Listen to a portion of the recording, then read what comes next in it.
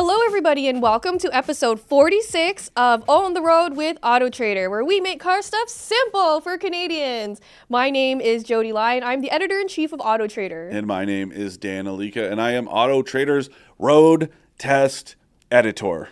Guess what time it is, Dan? Awards season? Oh yeah! So the 2024 AutoTrader Awards, we are announcing the winners today in this podcast. This is literally the biggest thing that we get to work on all year round.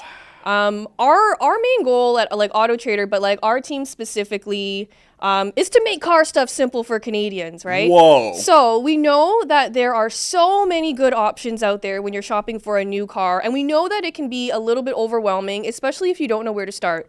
So the AutoTrader Awards are kind of here to help you feel more confident. They're a great jumping off point for your research. So we have a group of over 20 of Canada's best and finest automotive journalists. They are voting on the best cars in every single segment. These are cars that really raise the bar for not only their own segment, but for the automotive industry as a whole. They are cars that our experts feel confident recommending to their friends and family. And you, as Canadian car buyers, we pride ourselves on giving unbiased expert advice, and the AutoTrader Awards are kind of like the ultimate expression of that responsibility we have to you. Yeah.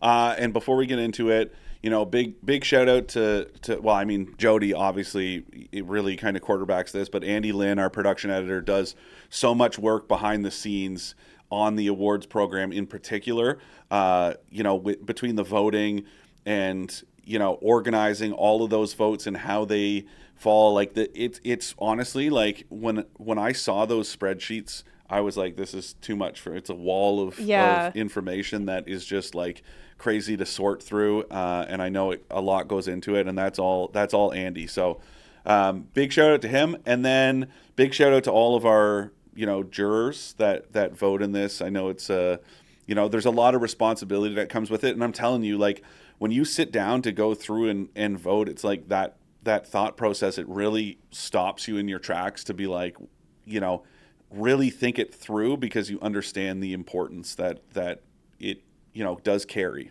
Yeah, because a new car is one of the biggest purchases you'll ever make besides a home. And so we want to make sure that you all are feeling confident when you go out and, you sign you sign your name on that contract. I just wanted to point out that every single vehicle that's available for Canadians to buy is eligible. That's over 350 different cars that we're considering.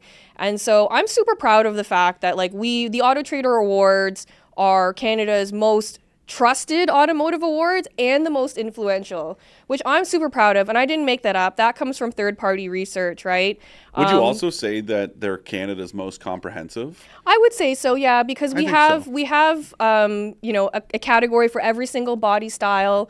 Every single mainstream automaker is eligible. We're talking we're not talking about Ferraris and Bugattis and Paganis. And by the way, when she says that we have a category for every body style, she doesn't mean me and her being such different body styles. She's talking about the vehicles themselves. Vehicle segments. There you go. Yes. I didn't want people to be like, well, yeah, Dan's body style, he's a rather large. Best car for big guys. Yeah, exactly. So those are not the body styles that we're interested in voting on. We're strictly voting on the vehicles small cars. What do we have? I don't know, 4 different SUV categories for mainstream and luxury. Yeah. It's a lot. And so we get into debates every year about which cars should be classified where, and we put a lot of thought into making sure that everything is fair and transparent and helpful to you, the Canadian car buyer, right? Yeah. And so we make tweaks every year to make sure that the categories are evolving with the market, that our price caps are a little bit they're adjusting to what's out there. And the other side of it, so one that maybe some of you out there have noticed, and not just for our awards, but in general in the industry, language matters in the classification of segments. And the one that I always reference is this idea of, I think last year we talked about 3-row SUVs, right? But it's there are a few different things to consider there where it's like, well, you're not going to compare a Suburban, which technically a Chevy Suburban technically has 3 rows, with a Kia Telluride, and then understanding what, that size category actually legally classifies as. A Telluride is a mid-size SUV. The other side of it is like, if you take a look at the Honda Passport and the Honda Pilot, they are almost identical in size. Right. But the Passport only has seating for 5, whereas the Pilot has seating for up to 8. So, that's the stuff that Jody's talking about, where we tweak and refine every year to make sure that it makes the most sense, even when on the surface it might not. But there is a method to the madness in trying to make sure that, it's as competitive and comparable as possible. So that is part of why you might notice like some of the category names have changed, or you're starting to see that we are allowing EVs. Before, green vehicles only competed in a very specific space. Now, because not only are there more EVs, but they're better than ever, EVs are eligible when we're voting, and we get our first round of votes, which include, every vehicle in, let's say, the mid-size luxury car space. It's both, so you'll have something like a gas-powered BMW 3 Series, as well as the BMW i4, which is the electric counterpart of the 3 Series, because EVs are great, and so we thought, well, yeah, they should be competing against gas-powered cars. Yeah, especially because like we organize this based on how we think you are researching and buying cars and cross-shopping them. So that's why we did it. So yeah, a couple of the categories have been tweaked this year. Just as an example, like we broke out the EV or the green car category. Mm-hmm. Previously, everything that was alternative powertrain would be lumped into one green category. This year, we have best hybrid, best plug-in hybrid, best mainstream EV, and best premium EV. So many to pick from. So many, right? And I'm so excited to get into it. And so today we're going to be talking about a handful of the category winners, and then we will announce 5 overall winners about a month from now. Just prior to the Toronto Auto Show, we have kind of a gala in our office where we'll announce those final winners. And every single one of these category winners will be eligible for an overall prize as well. Yeah, so if small car winner would qualify for best car, obviously any of the SUV category winners that we're about to go through would qualify for the best overall SUV. So it's kind of a cool way to do it, so that you can see the cream of the crop, the best of the best in every segment of the market, then qualifies for these overall wins. I'm excited. Let's get into it. Let's do it. You don't even know the winners yet. No. Yeah, so this is going to be a surprise to you. Okay, let's start off with best small car. It is the Honda Civic and Civic Hatchback, which makes so much sense, right? Our experts were all really aligned on this. We love the Civic. It's a classic. There's a body style for everyone. They have performance versions. They have very practical. Would you say there's a body style for every body style? It's true. It's very true. So you guys know, if you're unfamiliar with the Civic, I would say the best way to describe it, even though it's been around for years, like 50 years and whatever, the last few generations were what I would describe as like its awkward teen years. It didn't really back in the 90s, I think the Civic was really good, right? It made a lot of sense, and it worked, and even into the early 2000s. And then sort of around like 2010, it changed, and wasn't necessarily changed for the better. It was still incredibly popular, and then it kind of stayed that way for the last like dozen years.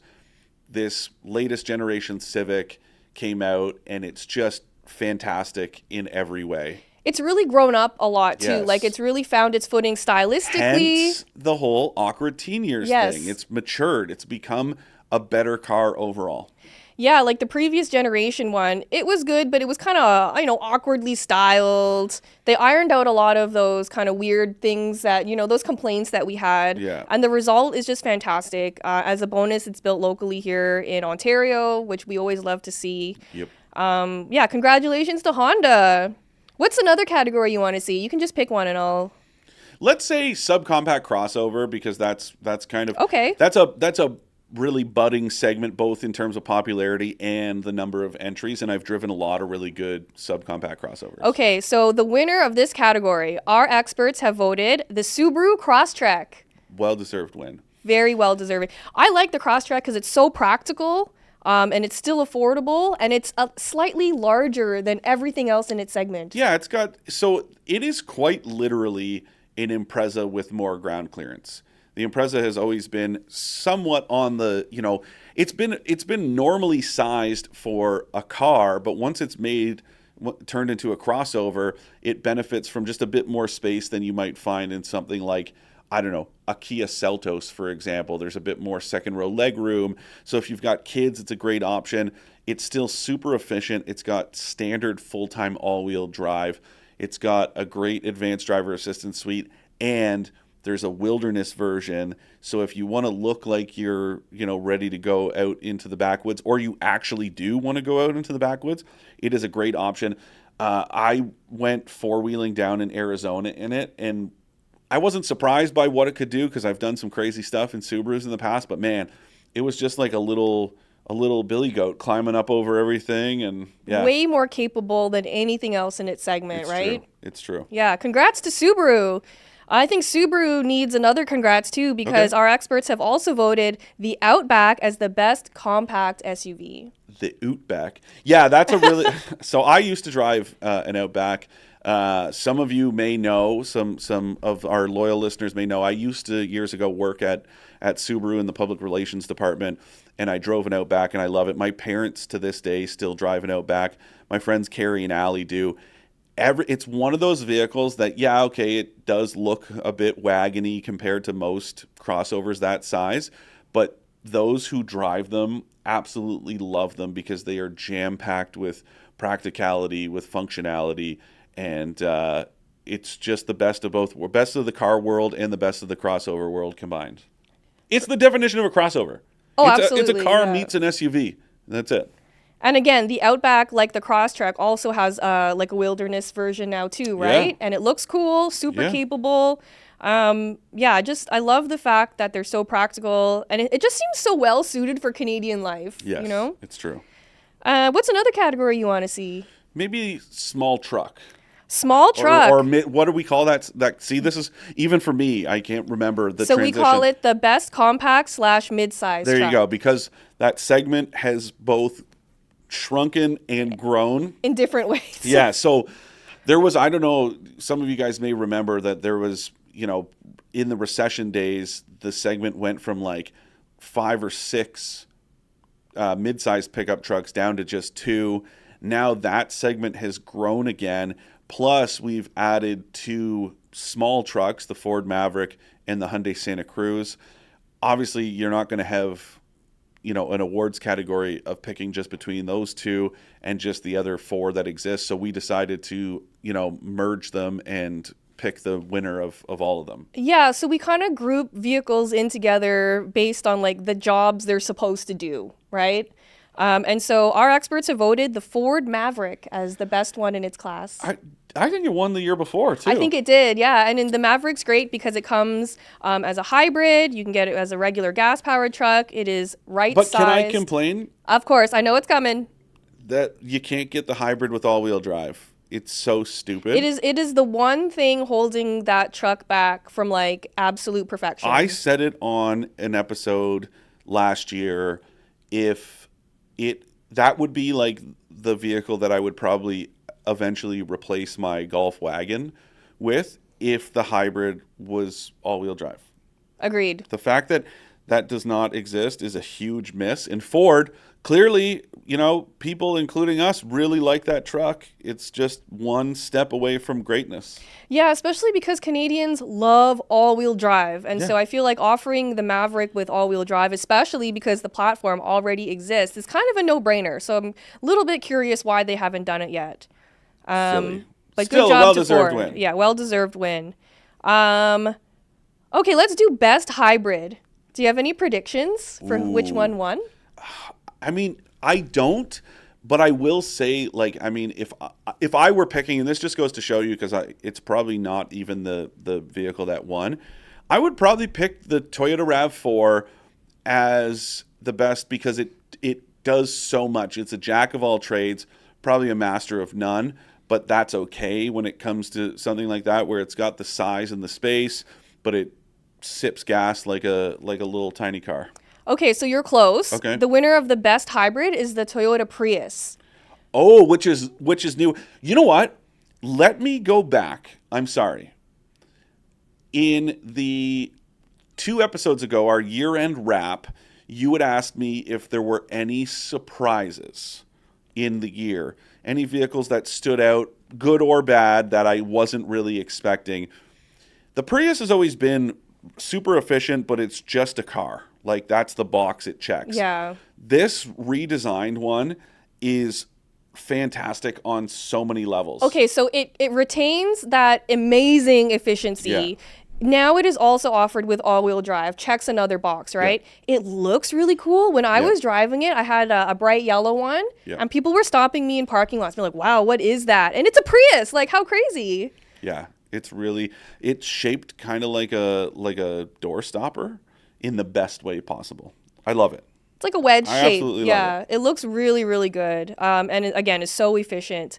And on a similar note, the best plug-in hybrid is the Prius Prime. Go figure. Yeah. Pioneers. Both of those are really pioneers in the segment. Another one that's really, really great. I drove the Prius Prime back in the spring of last year, and just same sort of thing. I really, really liked it. And it's priced really well, too. Mm-hmm. That's another huge one, because I know for a lot of people that's been a point of reference in the past about, well, the step up from the standard Prius to the Prius Prime is a lot. It's thousands and thousands of dollars, and now the gap between them has closed significantly, and it makes it that much more appealing. Supply issues are still a thing for Toyota. I'd like to see that rectified, as I'm sure so many out there would as well. But I'm telling you right now, if this is the award win that you need to really, get out there, get to that dealer and put your name down on the wait list, do it now. This is the vote of confidence that you need. Yeah, isn't that, and that's the whole reason why these awards even exist in the first place, Yeah. right?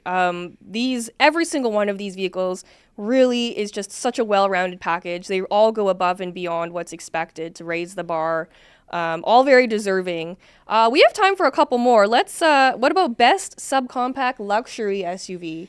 Very popular segment these days. Yeah, and that's one of those, I think that's that's what's bringing in younger buyers, right? Premium brands have always, I think, you got to word it correctly. I think they've always appealed to a lot of people, but they've really only actually been accessible to, people with money, right? Right. Which tends to be older folks. But now with these smaller entries, they become more attainable because people go, well, it's not that much more to buy a little one. Like, a big SUV is still going to be significantly more expensive than a mainstream equivalent. Right. But a premium one is going to be pretty reasonably priced. I don't know. If I had to say, if I had to guess the winner, I might say something like the Genesis GV60, which is electric. But that's only because, people tend to be blown away by Genesis. It's got that sort of the bonus of being like a kind of scrappy, Underdog. Yeah. But if I had to pick, I would probably say the Mercedes GLA class Really? was my favorite of the so year. our experts voted the BMW X1 and X2, Okay. which to me makes a lot of sense because the X1 and the X2 were completely overhauled. The X1, when I drove it, was absolutely fantastic. You did really like it. I really liked it because first of all, it's the most affordable BMW you can buy, period. Yeah. This is what I'm talking about, appealing to you were really Exactly. chuffed about And it. it was, the old one kind of looked like a hatchback. This one looks much more like a SUV. It's boxy, looks great. What I liked about it is that it wasn't obscenely priced and it wasn't even cutting any corners. It just checked every single box that I had for this segment. Now that you say that, I think I remember going through your review, and that's exactly how you described it. Oh yeah, that Yeah. it checks a lot of boxes. Without it's just very cutting any well rounded. corners. Yeah, it's really good. And Wait a minute. You said it was boxy and muscular, and now you're saying it's well-rounded? That's a really bad joke. But anyways. wow, Dan. But yeah, a great pick. Last year's winner for that category was the Volvo XC40, which is I also love. fantastic. Yeah. And the electric one is better than ever. The Recharge. That's another one that if I were like, we talk about this a lot. Like, what if you were shopping in this segment today? What would you buy? To me, the XC40 Recharge, that's the one. Yeah, that's a good one. So good. We got a couple more in us? Yeah, what's your guess for best midsize SUV? So these are like those 3-row family crossover type vehicles. I would, man. I mean, what is it my guess of what I actually think won or what I would. What your guess Well, is how about this? of- Yeah. Okay, I think maybe this one could be the same, was the Toyota Grand Highlander. Ding, ding, ding, you're right. So Our good. experts agree. Yeah.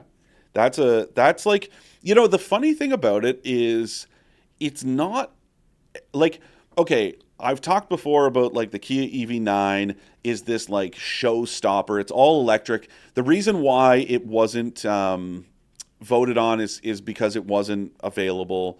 So I think like next or later this year, but next year's awards, you'll see the EV9 in the mix once more of our jurors vote on it. The Grand Highlander isn't like that showstopper. You don't get in it and go, oh wow.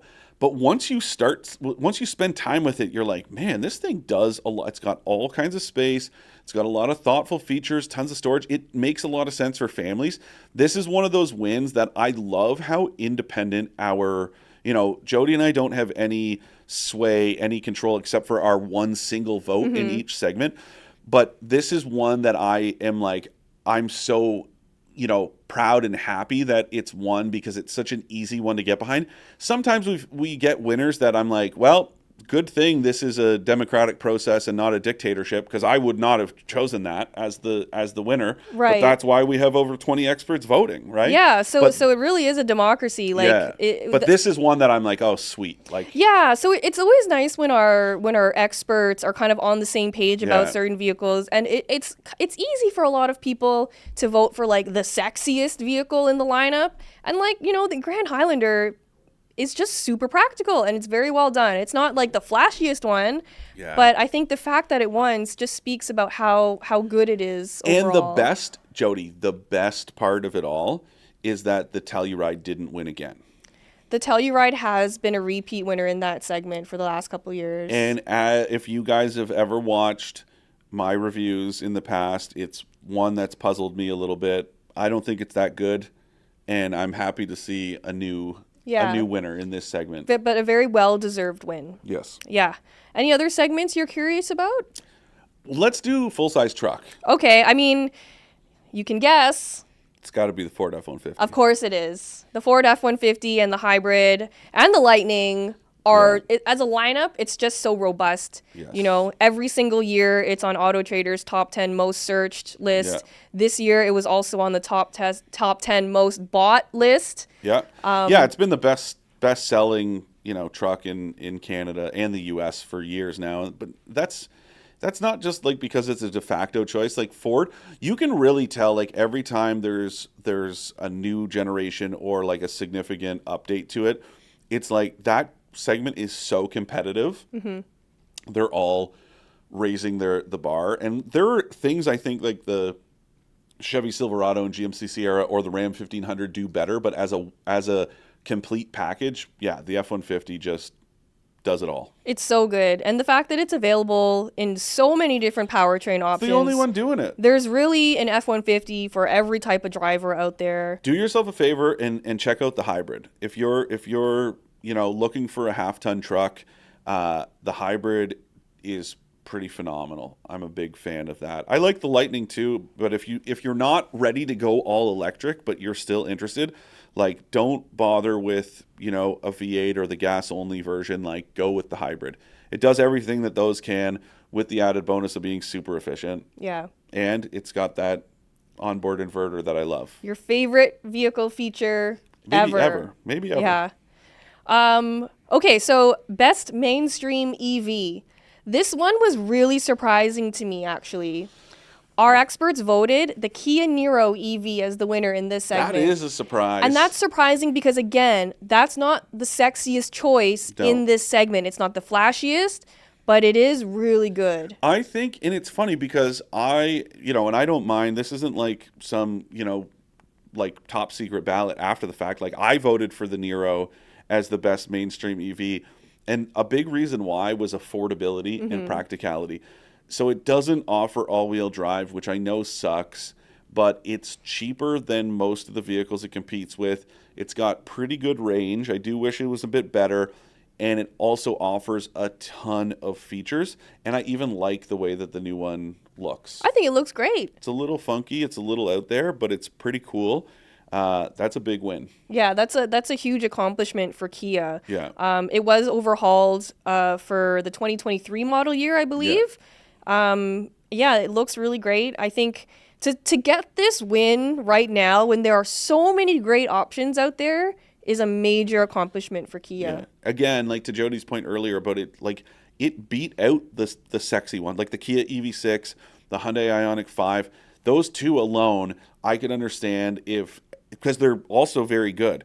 Maybe the big reason why the Niro EV won is because it has a rear wiper. Maybe. I don't know. Yeah. For those of you who don't know, and it's worse on the Ioniq 5, the Niro, the EV6, the shape of the back window means that it doesn't get a lot of like snow and salt and stuff kicked up on the back window.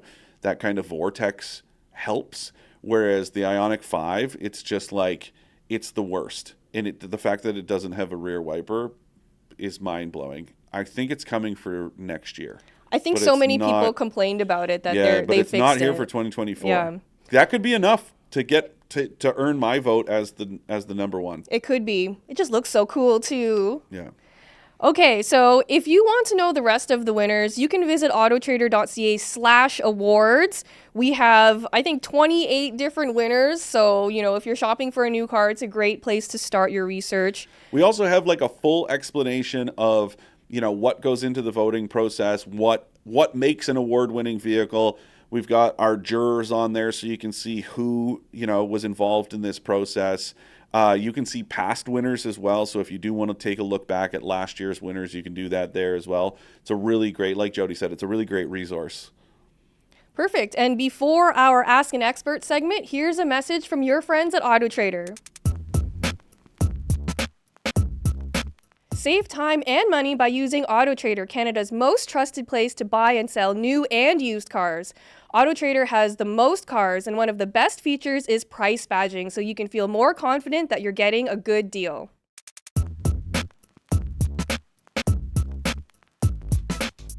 Today's Ask an Expert comes from Steve. Hey, so Steve. He has a very useful tip after listening to our episode about car theft. Okay. He emailed us with this tip. So he's been a vehicle appraiser in Ontario for 30 years.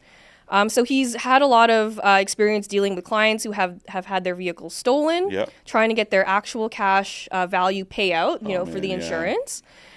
So his advice is that you purchase 2 GPS tracker units and you put them in the car. The reason is because he says that car thieves now have, technology where they can scan for hidden GPS trackers. His feeling is that if they scan your car and find one, they'll stop after they found one. But that way you still have a secret GPS tracker hidden in there, which you can then use to maybe recover your car. You can tell the police where it is or something.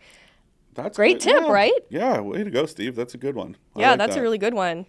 And that was it. Oh. Yeah. Oh. It wasn't even an Ask an Expert. No. This was this week. This episode was the Tell an Expert. Tell an Expert. Yeah. No, we're happy to listen. If any of you out there have similar advice that you want to share, we're happy to get it out there to our audience. We love to share. Again, keep in mind, our whole tagline is making car stuff simple for Canadians. We want to help. It doesn't matter who came up with it. We want to make sure that message gets out there. So thank you, Steve, and anyone else who wants to share. Email us at expert@trader.ca. Do you like that I stole your whole... That was great. Your whole spiel here? Yeah. And until next time... Drive safe, and we'll catch you in the next episode.